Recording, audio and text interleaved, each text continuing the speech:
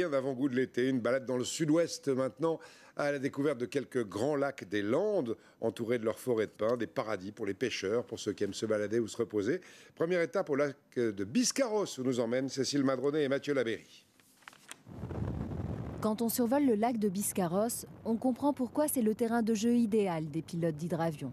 9 km de long, 6 de large, souvent à l'abri des vents. Jean-Luc Langeard s'accorde régulièrement ses balades au-dessus des eaux. Tu as vu les bœufs qui sont là? Ils s'échappent pas, hein. Tu vois, ils sont tranquilles, en face. Pour le plaisir des yeux, mais aussi celui du pilotage. Ici, chaque amérissage est différent. Quand il y a du clapot comme aujourd'hui, c'est beaucoup plus ardu, hein. C'est un petit peu comme une route mal pavée. Donc il faut que ce soit le plus doux possible. Et presque plus discrètement qu'en bateau, on peut accoster dans des criques autour du lac.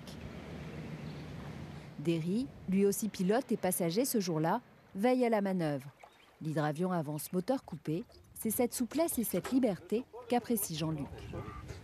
C'est une relation très forte avec la nature, hein, c'est-à-dire qu'on tient compte, comme pour les bateaux à voile, de la force du vent, de l'état de la mer. On va là où c'est bien. Sur un aérodrome, on est contraint de se poser sur une piste. Là, on a 9 km de piste, 6 km de piste de large, donc on va où on veut.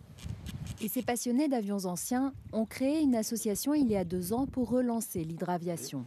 Ils forment désormais des pilotes. Une satisfaction pour eux car autrefois Biscarrosse a vu naître et voler les plus grands hydravions français. Biscarrosse est un site totalement historique et donc nous qui habitons ici sur Biscarrosse et qui sommes des pilotes professionnels par ailleurs, on ne pouvait pas habiter ici et ne pas faire d'hydravion. Et pour découvrir l'histoire des hydravions à Biscarrosse, direction le musée de la ville. Tout commence en 1929. Pierre-Georges Latécoère choisit de faire du lac sa base d'essai.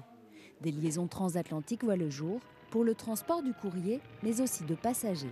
Avec ses 6 moteurs, dont la puissance approche 10 000 chevaux, avec ses 58 mètres d'envergure, le futur courrier intercontinental peut emporter à 380 à l'heure 50 passagers et 6 000 kilos de fret sans escale à travers l'Atlantique. De véritables paquebots déserts, comme le Laté 631. Le lac landais est une hydrobase de renom et voit passer des pilotes de légende. Les pilotes d'essai à ce moment-là s'appelaient Mermoz, Guillaumet, Saint-Exupéry. Ils habitaient dans le coin, ils vivaient là, ils faisaient les vols d'essai et ils étaient. Puis après, ils repartaient faire la ligne sur l'Afrique ou l'Amérique du Sud. L'aventure de l'hydraviation s'achève en France dans les années 50.